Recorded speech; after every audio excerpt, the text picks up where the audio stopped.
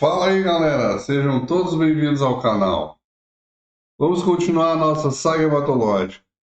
Vamos falar de púrpura trombocitopênica trombótica. Vocês sabem quais são as manifestações clínicas dessa patologia? Não? Então assistam o vídeo até o final, inscrevam-se no canal, ativem o sininho para mais notificações e deem um like. Façam também seus comentários, isso é fundamental para o crescimento e melhoria no conteúdo. Agora, sem mais enrolação, toca ali pau nesse vídeo.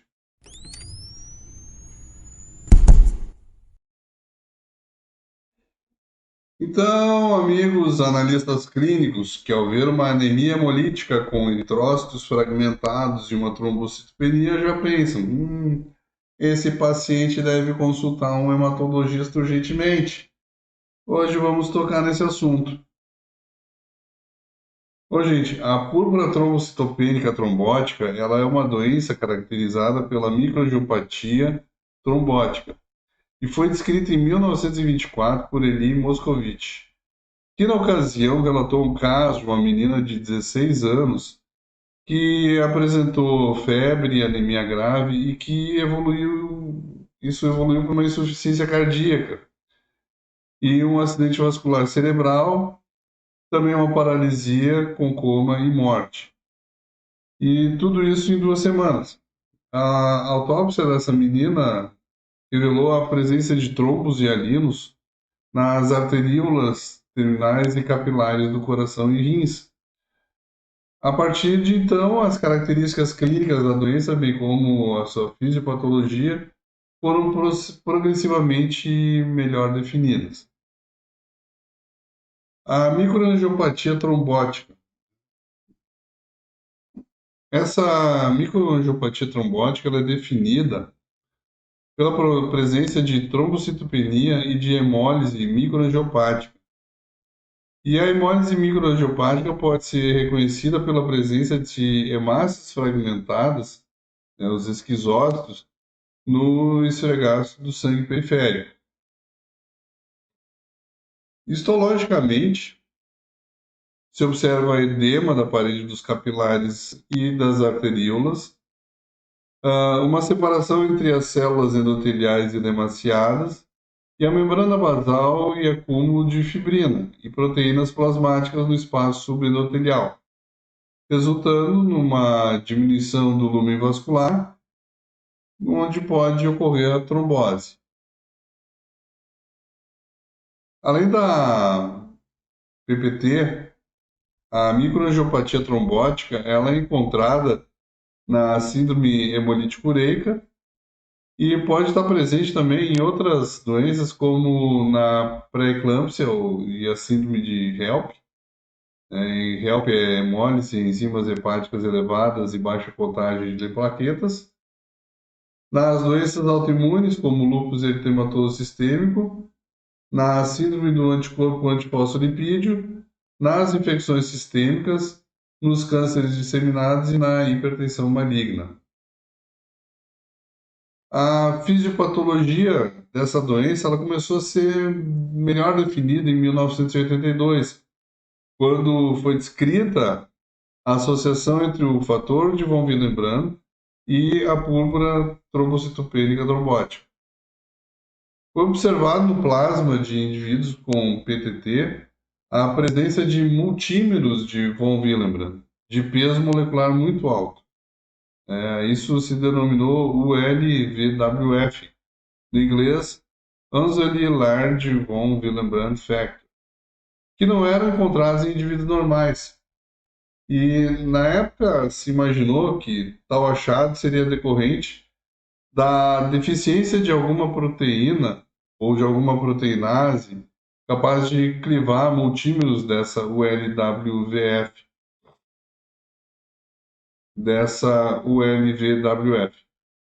e impedir a agregação plaquetária e a trombose.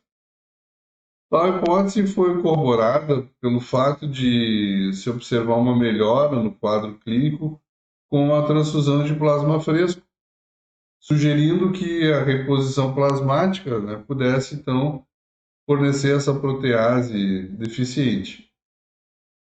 Já em 1996, foi identificada a referida protease que clivava o fator von Willebrand.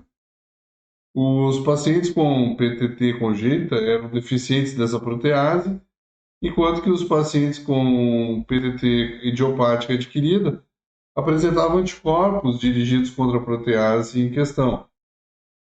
Posteriormente, a protease que cliva o fator von Willebrand foi purificada, foi clonada e denominada de ADAMTS13, do inglês, a disintegrin-like and metalloproteinase with thrombospondin type 1 motif 13. Em condições fisiológicas, os polímeros do fator von Willebrand, secretado pelos corpúsculos de Weibel-Palade, são clivados pela protease ADAMS13 ao ingressarem na microcirculação, tornando-se multímeros progressivamente menores. Na ausência dessa protease, a proteólise dos multímeros e polímeros não ocorre, e dessa maneira, essas extensas moléculas de fator von Willebrand, ao passarem pela microcirculação, onde são expostas à tensão e cisareamento, elas são desdobradas e transformadas em formas alongadas e ativas, predispondo à agregação plaquetária e à trombose. A trombose plaquetária intravascular, ela contribui para o aumento da tensão e cisareamento da microcirculação, o que favorece para o desdobramento e alongamento de mais moléculas de fator von Willebrand, com consequente trombose adicional. No quadro clínico, a gente vai ver algumas manifestações clínicas. A púrpura trombocitopênica trombótica, ela pode se apresentar de forma súbita ou insidiosa em indivíduos previamente normais. Classicamente, a PTT afeta o sistema nervoso central, o coração, o sistema hematopoético e os rins. O paciente se apresenta com sinais e sintomas neurológicos de grande heterogeneidade e, eventualmente, de características transitórias e que confundem o médico assistente. Esse quadro pode variar de uma leve cefaleia até o coma. As crises convulsivas são relativamente comuns. Além das alterações neurológicas dos pacientes, também eles podem apresentar uma hemorragia cutânea, uma gengivorragia, uma epístase, sangramento grave é incomum. Cerca de metade dos pacientes tem febre à apresentação. A função renal ela costuma estar alterada, mas a insuficiência renal é rara na PPT clássica. A maioria dos pacientes apresenta palidez e icterícia em razão da hemólise microangiopática, e a deterioração clínica desses pacientes ela pode ser muito rápida. Os achados laboratoriais incluem uma anemia hemolítica microangiopática, caracterizada pela presença da anemia normocrômica e normocítica, com aumento do número de reticulócitos, dos níveis de desidrogenase nátrica, de bilirrubina indireta e da presença de esquizócitos no esfregaço do sangue periférico, associado à trombocitopenia. Inicialmente acreditava-se ser necessária a pêntade clínica, constituída por anemia hemolítica microangiopática, trombocitopenia, manifestações neurológicas, a disfunção renal e a febre, para o diagnóstico do PTT. Atualmente, a pré-trombocitopenia é suficiente para se considerar o diagnóstico de púrpura trombocitopênica trombótica e iniciar o tratamento com plasmaférese, já que se conhece a importância da instalação precoce do tratamento no prognóstico desses pacientes. No entanto, esses achados não são específicos para PTT e, por isso, a avaliação com vistas a afastar outras patologias deve ser realizada e, uma vez detectada a autoetiologia, o tratamento deve ser adequado. Vamos falar um pouquinho daquela protease, ADAMTS13. Né? Ela é uma metaloproteinase produzida pelos hepatócitos, células endoteliais e também pelas plaquetas. Em geral, na PTT aguda, a atividade dessa protease é menor do que 10%, ou 5% muitas vezes, dependendo do método. Em decorrência da presença de inibidores da ADAMTS13, né, que ocorre na púrpura trombocitopênica trombótica idiopática, ou de mutações nos genes da ADAMTS13, que ocorre na PTT congênita, os pacientes com púrpura trombocitopênica trombótica secundária, em geral, não apresentam diminuição nessa proteinase. Os pacientes com diminuição da ADAMTS13 respondem bem ao tratamento com troca plasmática. O papel da determinação dessa proteinase para o diagnóstico dos pacientes e instituição no tratamento ainda não está bem estabelecido, apesar do desenvolvimento de técnicas mais velozes e específicas para a detecção dessa proteinase. O método é restrito a pequenos números de centros, e além disso, muitas vezes a diferenciação entre a púrpura trombocitopênica trombótica, idiopática e secundária, e consequente instituição do tratamento pode ser feita sem a mensuração dessa proteinase.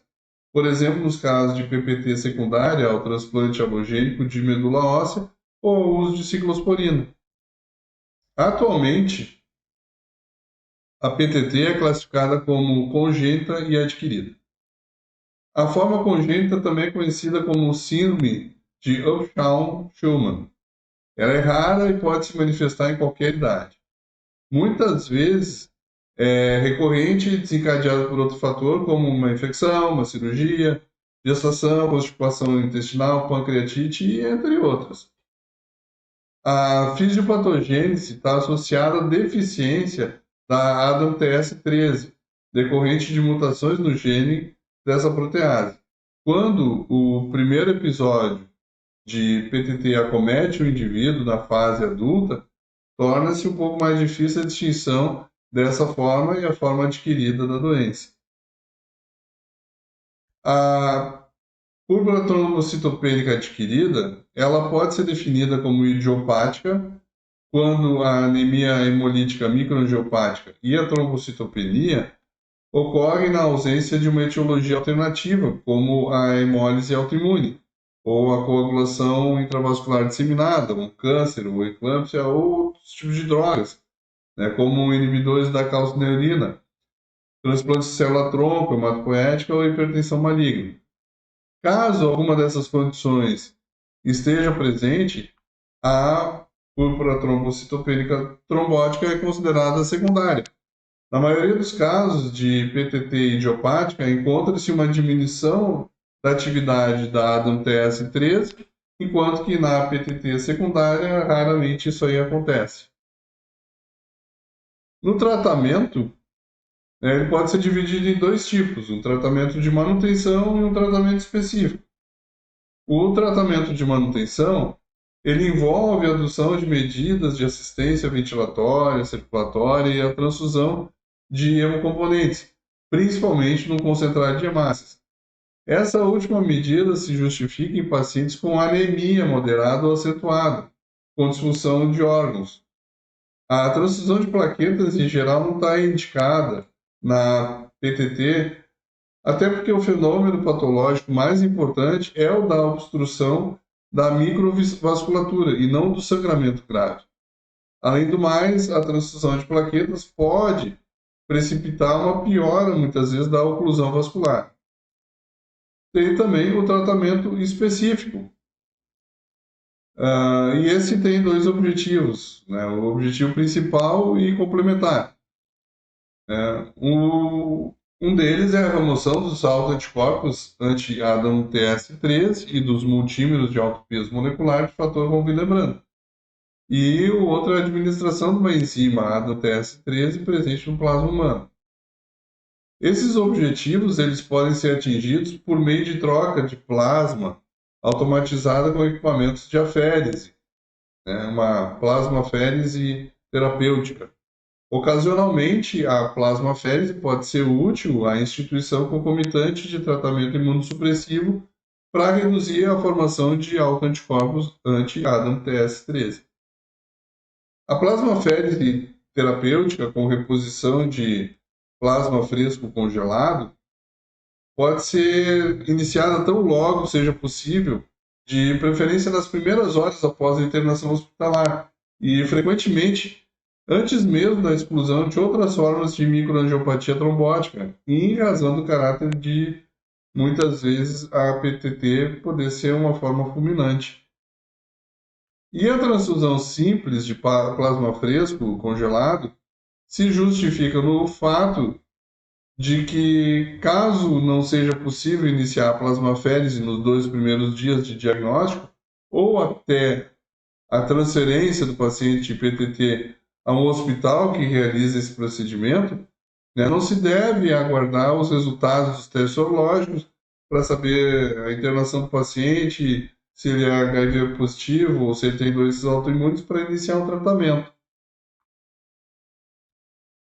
E recomenda-se, né, a realização da plasmaférese diária com o processamento de 1 a 1,5 da volemia plasmática até alguns dias depois do controle da doença, definido por melhora clínica significativa, normalização das contagens de plaquetas e redução significativa dos sinais laboratoriais de hemólise microangiopática e dos níveis de DHL. Controlada a doença, parece conveniente manter a plasmaférese em esquema diário por alguns dias para consolidar aqueles resultados que foram obtidos. Até porque é difícil definir um momento em que a doença se tornou realmente controlada. A partir de então, costuma-se reduzir paulatinamente a sua frequência de diário para dias alternados, 2 vezes por semana e assim por diante. No entanto, não há um esquema terapêutico universalmente estabelecido. Cada instituição deve criar o seu protocolo de tratamento e ajustá-lo de acordo à evolução clínica do paciente. A sugestão da Sociedade Americana de Aférese é que a plasmaférese seja realizada até que a contagem plaquetária atinja níveis superiores a 150 mil por milímetro cúbico e haja o restabelecimento dos valores normais de deshidrogenase lática por 2 a 3 dias consecutivos. A melhora clínica e as variáveis laboratoriais costumam apresentar melhoras em tempos diferentes. O tratamento da refratariedade e da recidiva. Esse foi definido pela British Society of Hematology como a persistência de trombocitopenia, né, o valor de plaquetas menor que 150 mil por milímetro cúbico, ou desidrogenase lática em níveis elevados, pelo menos por 7 dias de plasmaférese diária.